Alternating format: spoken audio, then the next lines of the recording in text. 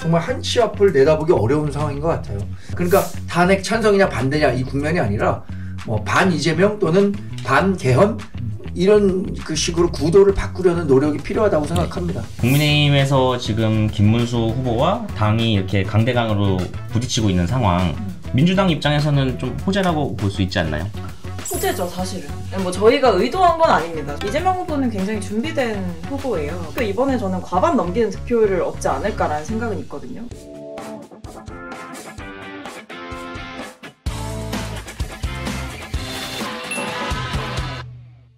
내 삶을 바꾸는 정치뉴스 머니투데이 더300이 만드는 고품격 정치시사 콘텐츠 터치다운 시간입니다. 국민의힘은 김문수 후보와 한덕수 무소속 후보의 단일화로 삐걱이는 상황이고, 민주당은 예기치 않은 이재명 후보의 선거법 파기환송으로 21대 대선을 한 달도 남기지 않은 상황에서 판세는 안개 속입니다.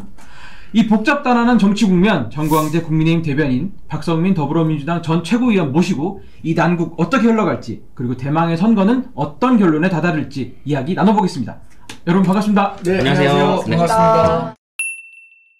이번 연휴가 특히나 그 정치권의 이슈가 가장 뜨거웠던 연휴 아니었을까 싶어요. 일단 전당대회부터 시작해가지고 김문수 국민의힘 대선 후보와 한덕수 전 국무총리와 단일화를 두고 국민의힘은 연휴 내내 좀 시끄러웠고요. 김문수 후보와 당 사이의 갈등이 좀 극에 달하고 있는 상황인데, 두 분 지금 그 국민의힘 상황을 어떻게 보고 계시는지 궁금하거든요. 먼저 정광재 대변인께서. 저는 뭐 당 내에서 활동하고 있지만 정말 이렇게 내일 일을 예상하기 어려운 때가 있었나 생각이 들 정도로 정말 한치 앞을 내다보기 어려운 상황인 것 같아요.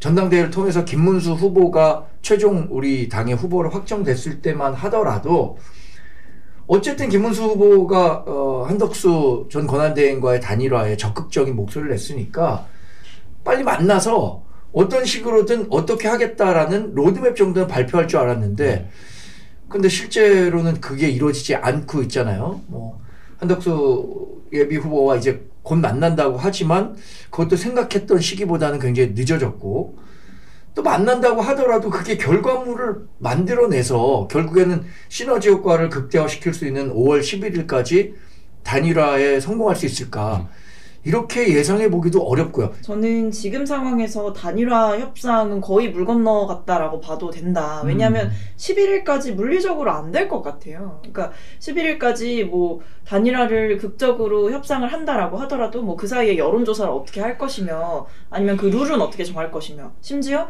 뭐 어떤 토론회 한 번도 없이 갑자기 그냥 냅다 전당원 전국민 투표를 시킬 수도 없는 거잖아요. 그러니까 절차적으로도 어떤 보장된 시간 자체가 없고, 그리고 조율하기에도 시간이 얼마 없다. 그래서 지금 보면 시간은 김문수의 편이다. 그래서 김문수 후보는 이제 본인이 가진 절대반지를 들고 튀었다, 이런 생각이 듭니다. 절대반지. 네. 근데 김문수 후보가 당선이 되면, 최종 후보가 되면 한덕수 권한대행과의 단일화 협상이 아주 스무스하게 잘 진행될 거다라고 예상한 것 자체가 조금 잘못됐던 것 같아요. 그러니까 김문수 후보가 아무리 뭐 한덕수 후보와의 단일화를 마케팅 삼아 자기의 표심을 끌어들였다고는 하지만 실제로 본인도 어려운 과정을 통해서 후보가 됐는데 그걸 이렇게 쉽게 한덕수 후보에게 줄 용의가 있겠느냐, 그 부분 생각했더라면 뭐 일각에서 지적한 것처럼 우리 경선을 빨리 진행했었어야 된다. 우리 경선 과정이 조금 늦어진 것도 이렇게 단일화가 지금 현실적으로 어렵게 된 상황에 이른 한 원인이 되지 않나? 그런 판단도 해봤습니다. 일단은 저희가 지금 녹화하는 날 저녁 6시에 김문수 후보가 한덕수 총리와 만나겠다고 한 상태예요. 내가 대선 후보 단일화를 주도하겠다 이렇게 말을 했는데 진전이 있을 거라고 보세요? 오늘 저녁 6시에 만나기로 한 거 자체가 저는 많은 시간을 까먹었다고 생각해요, 벌써. 그리고 두 사람이 만나기 전에 실무진이 모여서 어떤 식으로 의견 조율이 있은 후에 자, 이렇게 얘기가 됐으니까 여기서 단판을 짓고 정말 콘클레브 방식으로 결론에 이르기까지, 그러니까 경선 룰과 관련해서 결론에 이르기까지 집에 가지 맙시다 라는 식으로 해야 될 텐데, 그거 없이 만나는 것 자체가, 두 사람이 만나는 거, 그 자리에서 김문수 후보는 이 말만 할 것 같아요. 나는 지금 77만 당원 또 3번의 경선을 거쳐서 후보가 됐다. 당의 정식 후보가. 당신은 그렇지 않지 않냐. 자격면에서 누구에게 정통성이 있냐. 이 얘기만 계속 할 것 같아요. 이거 그래서 접점을 그렇게 찾기는 어려울 것 같아요. 근데 그렇게 찾기 어려우면 단일화 무산이거든요. 지금 절차만 봐도 결국 이 단일화라는 게 두 사람 간의 어떤 치열한 협상을 통해서 이루어지는 게 아니라 결국 누구 한쪽을 주저앉혀서 이루어지는 단일화일 거라는 생각이 들어요. 뭐 한덕수 후보가 출마 자체를 포기를 하든 아니면 김문수 후보를 인위적으로 국민의힘에서 제거를 하든 뭐 이런 방식이 아니라면 사실 지금의 단일화는 두 사람 사이의 협상을 통해서 하기에는 시간이 너무 없는 것이고 일단 김문수 협상의 키를 진 김문수 후보가 사실 별로 단일화에 대한 의지가 보이지 않는다라는 생각이 들어서 이게 안 하느니만 못한 단일화가 된 국면이고 국민의힘 지도부는 순순히 이 김문수 후보 같이 이제 어쨌든 본선에 뽑힌 후보가 지도부의 뜻대로 움직여줄 거라고 생각한 게 저는 오산이었다고 보고 한덕수 후보 같은 경우에도 저는 너무 나이브했다고 생각해요. 민주당에서 자꾸 이 단일화와 관련해서 좀 이렇게 단일화 효과를 폄훼하는 듯한 얘기를 계속 하는데 저도 뭐 정치권에서 오래 있다 보면 1+1이 2가 되기는 굉장히 힘듭니다. 맞아요. 지지층이 결합되는 부분이 분명히 있기 때문에 그러나 1+1이 2가 아니더라도 1+1을 해서 1.5만 만들어도 그건 대단히 성공적인 단일화라고 보거든요. 과거에 뭐 지지층이 조금 달랐던 정몽준 노무현 후보 같은 경우엔 그게 1+2가 1이 돼서 2가 되지는 않았더라도 적어도 한 1.8 정도는 되니까 정권을 만들 수 있었던 거고 지금도 저는 지금 이재명 후보가 상대적으로 많이 앞서 나가는 상황에서 1+1을 통해서 1.5만 된다고 하더라도 이 국면을 이재명 후보가 당선되는 대선에서 우리가 정권을 연장할 수도 있는 대선이다. 이런 국면을 전환할 수 있다고 보거든요. 그래서 단일화는 반드시 필요하다고 생각합니다. 민주당 얘기가 나와서 제가 박성민 전 최고께 짧게 여쭙겠습니다. 국민의힘에서 지금 김문수 후보와 당이 이렇게 강대강으로 부딪히고 있는 상황, 민주당 입장에서는 좀 호재라고 볼 수 있지 않나요? 호재죠, 사실은. 뭐 저희가 의도한 건 아닙니다. 사실 뭐 저희 입장에서는 이제 그냥 외부의 변수가 생긴 거고, 근데 사실 민주당 입장에서는 김문수 후보든 뭐 한덕수 후보든 국민의힘에서 누가 나온다라고 하더라도 이번 대선은 그래도 민주당에 보다 유리한 판이다라는 판단은 있었어요. 그래서 자신감은 있었고요. 지금 뭐 단일화 얘기가 나오는 것도 민주당에서는 사실 뭐 이른바 내란연대다 이렇게 표현을 했었어요. 왜냐면 결국 이번 대선은 그냥 보통 상황에서 평시에 치러지는 대선이 아니라 윤석열 전 대통령이 불법 비상계엄을 했기 때문에 치러지는 대선이고 이 상황에서 그 누구도 제대로 된 책임을 지지 않고 심지어 윤석열 전 대통령의 2인자였던 한덕수 대행이 출마하겠다고 나오는 것이나 아니면 윤석열 전 대통령과 어떤 궤를 맞추고 호흡을 맞추면서 정치를 했던 김문수 후보가 나와서 뭐 계엄을 옹호하고 탄핵을 반대하고 이랬던 후보가 나와서 본선에서 뛰겠다고 하는 거나 사실 저희 눈에는 비슷해 보이는 거거든요. 그런데 민주당이 예상과는 다르게 어떤 이 단일화 자체에 삐그덕거리는 문제가 생긴 거는 또 뭐 예상하지 못한 변수이기는 하나 이것 자체가 민주당에 크게 미치는 영향은 뭐 전혀 없다. 오히려 그냥 이럴 때일수록 이제 한쪽이 너무 시끄러우니까 저희는 좀 안정감 있게 국민들을 만날 수 있는 접점과 시간과 여유가 민주당에 더 있는 상황이라 이런 부분들을 좀 차분하게 잘 뭐 이렇게 해 나가야 되는 문제가 남아 있는 거죠. 구도 자체가 이번 대선이 뭐 국민의힘 우리 당이 치르기는 상당히 어려운 건 사실이죠. 선거라는 게 구도, 인물, 정책 순으로 중요하다고 하는데 사실 인물 정책은 구도에 비해서 차지하는 비중이 극히 작습니다. 선거에는 대략 구도가 한 90%는 영향을 미치는 것 같은데 그 구도 면에서 이게 조기 대선이 왜 치러졌느냐. 윤석열 전 대통령이 했었던 비상계엄 사태 그리고 탄핵에 따른 대통령으로서의 파면 이것 때문에 했기 때문에 우리가 어려운 건 사실이죠. 그러니까 우리 당의 후보가 탄핵에 반대했던 사람으로 이제 확정이 된 거고 그러니까 그런 면에서는 상당히 어려운 건 사실인데 다만 이제 민주당에서 내놓은 후보가 워낙 흠결이 많다라고 판단하기 때문에 그것을 구심점으로 해서 연대를 좀 만들어내면 그나마 해볼 만한 국면이다. 탄핵 찬성이냐 반대냐 이 국면이 아니라 뭐 반 이재명 또는 반 개헌 이런 그 식으로 구도를 바꾸려는 노력이 필요하다고 생각합니다. 이재명 후보한테 있어서는 또 공직선거법 위반 사건에 따른 또 이제 그 대법원의 파기환송 문제가 이제 남아 있습니다. 어쨌든 이게 이 후보의 대권 가도에 많은 영향을 끼칠 것이다 이렇게 보는 부분도 있는데요. 당장 이제 어제 있었던 이제 경청 투어에서 이 후보께서 정치적 살인, 사법 살인 등을 언급하면서 불만을 직접적으로 드러냈다 이렇게도 보여지는데 이 민주당과 이 후보가 처한 상황과 향후 전국 좀 어떻게 보실까요? 일단은 영향을 끼칠 것이다. 그러니까 이런 어떤 대법원의 움직임들을 영향을 끼칠 거다라고 표현하는 것보다 저는 대법원이 영향을 끼치려고 하는 게 더 문제라는 생각은 들어요. 물론 대법원이 그런 의도가 아니다라고 해명을 하고 있지만 사실 상식적으로 납득하기 어려운 수준의 이례적인 속도였던 것은 맞죠. 만약에 2심의 무죄 판단을 유지하기 위해서 빠른 결정을 했다라고 하면 사실 납득이 되는 부분이 있죠. 왜냐하면 2심에서 내린 무죄의 판단에 어떤 법적인 흠결이 없고 그렇기 때문에 그냥 빠르게 이거를 대선 전에 털고 가자라고 했다면 이 빠른 속도가 이해가 됩니다.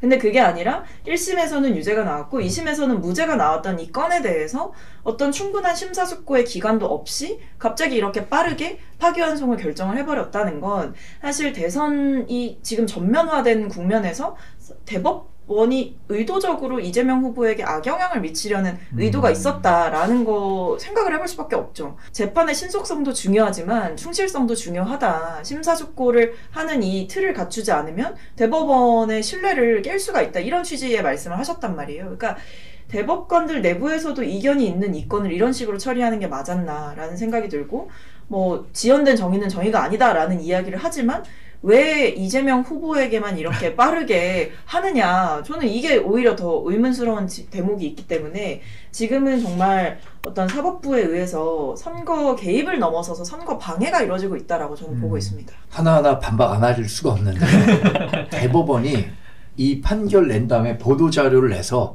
왜 이 판결이 빨리 이루어질 수밖에 없었는지에 대해서 충분히 설명을 했고 저는 그 글을 읽는 많은 국민이 공감했을 거라고 생각합니다. 첫 번째 절차 문제를 얘기했어요.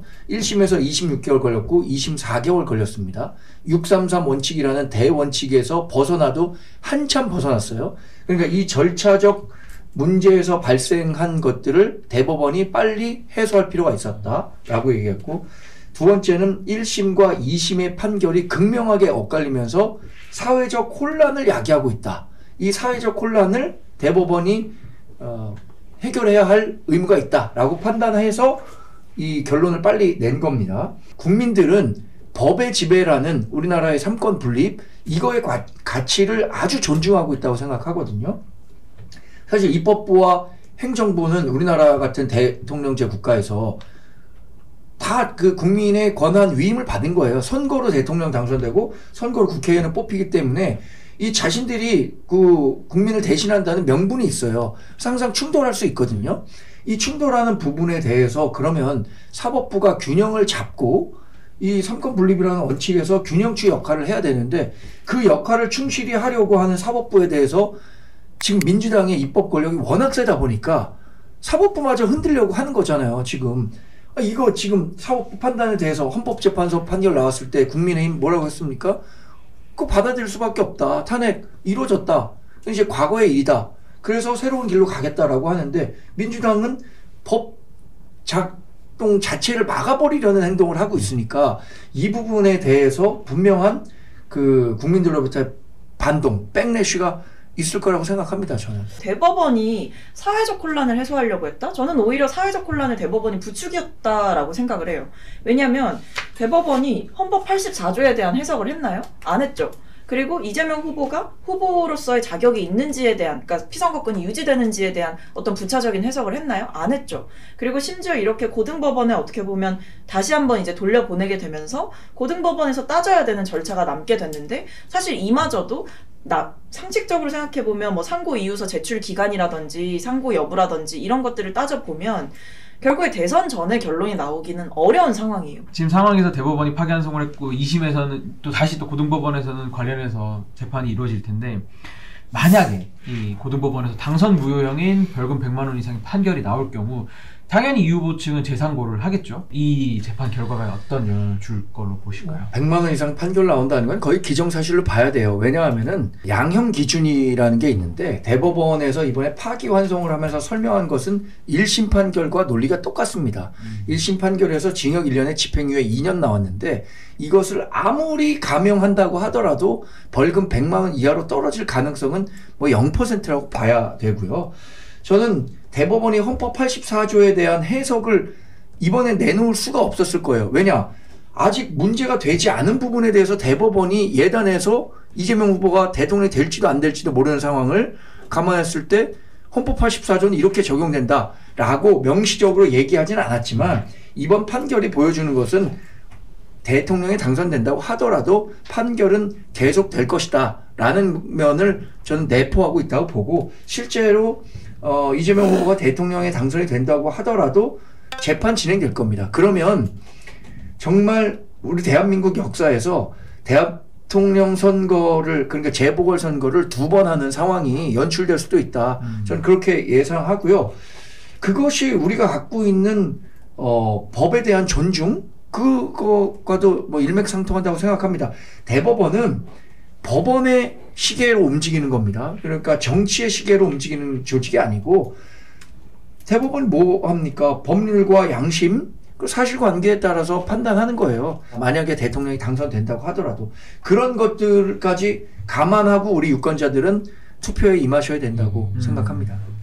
저는 아무리 뭐 대법원에서 어떤 정치 개입을 하려고 어떤 안 좋은 목적을 가지고 뭐 개입을 했다고 한들 혹은 국민의힘이 그것을 빌미로 이재명 후보의 적합성을 공격한다라고 하더라도 일단 지금 보면 오히려 저는 결집하는 효과가 있을 것 같아요. 지지층들이. 왜냐하면 이재명 후보에게 비상식적인 일들이 벌어지고 있다라는 공감대가 저는 있을 거라고 생각이 들고 앞서 말씀드렸듯이 너무나 이례적으로 빠른 속도로 유죄 취지의 파기환송심을 결정하면서 심사숙고의 어떤 절차를 거치지 않은 것처럼 보이는 이 결론을 국민들이 쉽게 납득하기가 어렵다라는 생각이 들고 지금은 사법부의 시간이 아니라 국민의 시간이거든요. 근데 지금 국민의 시간을 보장해줘도 모자랄 판국에 사법부가 이 정치 한복판으로 뛰어들면서 어떤 절차적으로나 형식적으로나 흠결이 있는 모양새를 스스로 자초했다라고 한다면 사법 불신을 스스로 만들었다라고 볼 수밖에 없고 지금 앞으로 남아있는 시간 동안에 저는 대법원에서 좀 설명할 것들이 많다라고 생각을 하고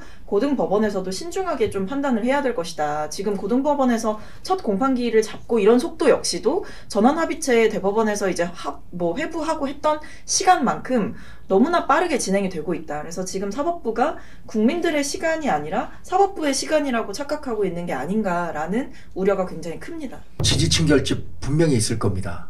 왜냐하면 이재명 후보가 지난 뭐 대선에 벌써 3번째 나오는 거잖아요. 이재명 후보가 또 1급 체제를 만들어놓고 당대표 2번 하면서 본인들을 지지하는 세력은 완전히 본인의 세력으로 만들어놨는데 지지층 결집 못지않은 중도층의 이탈에 대해서는 민주당이 지금 생각하지 않는 것 같아요. 저는 국민의힘이 좀 게으르다고 생각해요. 왜냐하면 지금 이재명 후보의 우리 이렇게 열심히 내부적으로 투쟁하고 있는데 게으른 겁니다. 너무 부지런해갖고 투쟁을 하는 거는 권력을 두고 싸우는 어떤 정치적인 목적으로 싸우는 거고 그러니까 제가 게으르다는 말씀을 드리는 거는 사실 이재명 후보의 사법 리스크를 가지고 계속 공격을 했던 거는 쭉 이어져 온 전략이에요. 왜냐하면 지난번 총선 때도 사실은 뭐 2조 심판론 얘기하면서 그때도 이재명 후보의 사법 리스크 얘기했었고 뭐 그 전에도 사실은 이재명 후보를 공격할 때 어떤 사법 리스크를 계속 얘기를 했었는데 아직까지도 이번 대선에서까지도 반성 없이 또다시 사법 리스크를 가지고 공격을 한다라고 하는 것 자체가 결국 그렇다면 국민의힘은 어떤 본인들의 독자적인 정치 콘텐츠를 가지고 국민들께 소구될 생각을 하는 게 아니라 보면 검찰을 통해서 전 정권 털고 그리고 이재명 후보 수사하고 그리고 법원에 기대서 뭐 어떤 판결들을 통해서 이재명 후보에게 정치적 리스크를 입히려고 하고 그러니까 계속 보면 검찰과 법원에 의탁해서 계속 거기에 얹혀가는 방식인 거거든요. 그러니까 국민의힘이 지금까지 보여준 어떤 독자적인 콘텐츠가 저는 없다라는 생각이 들어서 심지어 이번 대선에서는 좀 그러면 안 되는 거 아닌가라는 생각이 드는 거죠. 그러니까 윤석열 전 대통령 때문에 이번 대선이 치러지는 거라면 본인들이 어떤 최소한 제대로 된 반성 개성과 뼈를 깎는 어떤 성찰과 뭐 이런 것들을 보여주면서 해야 되는데 결국 내세운 게 윤석열 정권의 2인자인 한덕수 총리고 뭐 그 외에도 지금 또다시 기대를 거는 게 이재명 후보의 어떤 뭐 파기환송심이고 그러니까 이게 보면 독자적인 게 하나도 없다라는 거죠. 말씀하신 부분에 상당 부분은 우리 당이 새겨들을 대목도 있다고 생각합니다. 저는 윤석열 전 대통령이 왜 정치적으로 실패했느냐, 그럼 극단적인 정치 행위인 비상계엄까지 해가면서 이 상황을 초래했느냐라는 책임은 분명히 우리 정당이 인정해야 한다고 생각해요. 저희가 한 달 만에 다시 뵙는 건가요? 네. 그렇죠. 한 달 만에 뵙는 것 같은데 두 분의 그 토론의 열기는 훨씬 더 뜨거워지신 것 같아요. 이게 선거가 아무래도 좀 되게 가깝게 다가와서 앞으로 더 그런지. 뜨거워지겠죠. 네. 지금 그렇죠. 현장에서 이제 그 각 후보들이 그 서로를 향한 뭐 전략이랄까 유권자들을 향해서 뭐 선거운동을 하는 그런 열기는 훨씬 더 뜨거워질 텐데 두 분이 보시기에 이제 유권자들이 놓치지 말아야 할 약간 각 진영의 포인트가 있다면 어떤 걸 좀 짚을 수 있을까요? 이거는 뭐 박성민 전 최고 먼저. 저는 민주당의 이재명 후보를 보시면서 좀 진정성과 실력을 좀 봐주시면 좋지 않을까라는 생각이 듭니다. 그리고 덧붙여서 안정감도 좀 봐주시면 좋을 것 같은데 이재명 후보는 굉장히 준비된 후보예요. 뭐 여러 차례 이 뭐 지자체장을 하면서 쌓아왔던 행정 실력도 있는 거고 뭐 국회의원으로서 당대표로서 그동안 이제 중앙 정치에서도 어떤 경험들을 쌓아 오셨던 분이고 사실 최근에 있었던 계엄 정국과 탄핵 정국에서 어떤 리더십을 발휘하면서 이 정국을 뭐 안정적으로 끌어갔던 이런 모습들도 있는 거기 때문에 이재명 후보의 어떤 정치에 대한 진정성 그리고 검증된 실력 이런 것들이 정말 나라를 좀 정상화시켜달라라는 국민들의 이 외침에 응답할 수 있는 후보라는 생각이 들거든요. 그래서 이재명 후보가 가지고 있는 이런 강점들을 좀 많이 봐주시면 좋지 않을까라는 생각이 있습니다. 이 이재명 후보의 뭐 신뢰, 뭐 안정성, 준비된 대통령 뭐 이런 얘기하셨지만 사람의 본성은 위기 때 나오거든요. 근데 이재명 후보는 위기 때 보여준 그 본인의 위험한 측면 이걸 숨길 수 없다고 생각합니다. 우리 당은 최종 후보가 확정됐을 때 이게 관건이 될 것 같아요. 결국 탄핵과 관련해서 어떤 메시지를 낼 것인가.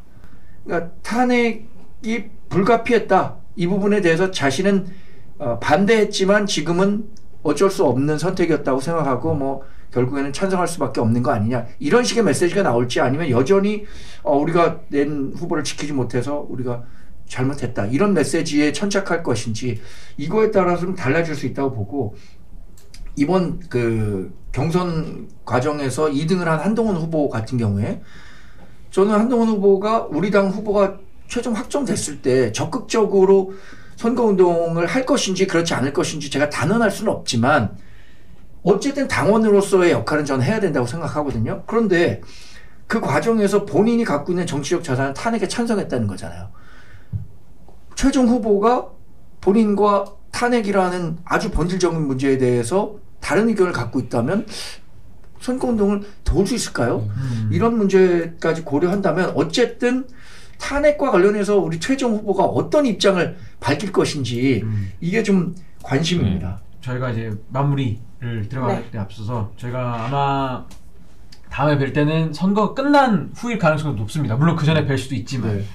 그래서 너무 뻔한 질문이지만 그럼에도 불구하고 여쭤봐야 합니다. 저희는 정치 콘텐츠이기 때문에 두 분이 생각하는 21대 대통령 선거 결과는 좀 어떻게 될까요? 이거는 그냥 한쪽이 이긴다, 누가 이긴다가 아니라 구체적으로 몇 % 득표율까지도. 저는 이번에 그래도 압도적으로 이제 이겨야 된다라는 기치로 저희가 열심히 하고 있는데 그래도 이번에 저는 과반 넘기는 득표율을 얻지 않을까라는 생각은 있거든요. 물론 이제 지난 역대 대통령들의 득표율을 봤을 때 사실 과반을 넘기는 게 되게 어려운 싸움이었어요. 그동안에는. 근데 박근혜 전 대통령 후보 같은 경우에도 이제 한 51점 몇 % 받았었더라고요. 그래서 저는 이번에 그 기록을 갱신할 수도 있지 않을까라는 생각이 있는데 그럼에도 끝까지 최선을 다해야 된다. 자만하지 않고 현장을 누비면서 국민들과 더 많이 만난다면 저는 그 진정성이 통할 거다라는 생각이 있습니다.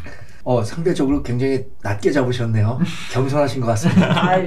선거는 끝까지 최선을 다해야 되기 때문에. 과반을 얻는 후보가 우리 87년 체제 이후에 박근혜 후보밖에 없었던 걸로 알고 있거든요. 그래서 과반 얻기가 굉장히 어려울 것 같아요.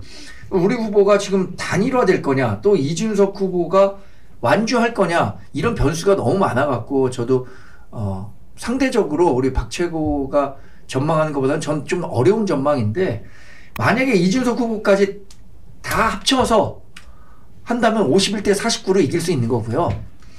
그렇지 않을 경우에는 이재명 후보가 한 45, 6%대 기록하면서 당선되지 않을까 싶기도 하고, 그럼에도 불구하고 우리가 그 이길 수 있는 가능성을 높이려면 하여튼 이준석 후보를 포함한 전체 중도 보수 후보의 단일화가 이루어져야 된다. 이게 전제되지 않는 한 뭐 전망을 하기가 어렵기 때문에 수치를 내기는 어려울 것 같습니다. 사실 저희가 이렇게 예측하는 것 자체가 다 너무너무 어려운 상황이라서 저희가 이게 여기서 마무리 짓도록 하겠습니다. 터치다운 여기서 마무리 짓도록 하겠습니다. 감사합니다. 네, 고맙습니다. 감사합니다.